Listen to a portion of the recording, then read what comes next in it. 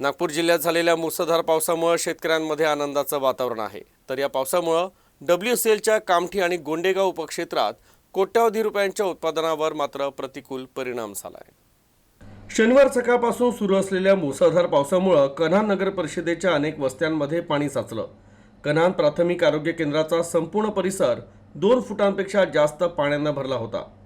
आरोग्य केंद्राच्या विद्युत नियंत्रण कक्षासह औषध वितरण कक्षात पाणी शिरलं। या पावसामुळे WCLचं कामठी आणि गोंडेगाव उपक्षेत्रात कोळसा उत्पादन आणि वाहतूक पूर्णपणे ठप्प झाली आहे। त्यामुळे कोळसा व्यवस्थापनाचं देखील कोट्यावधींचं नुकसान झालंय। तर रामटेक तालुक्यातही अनेक ठिकाणी पाणी साचलंय।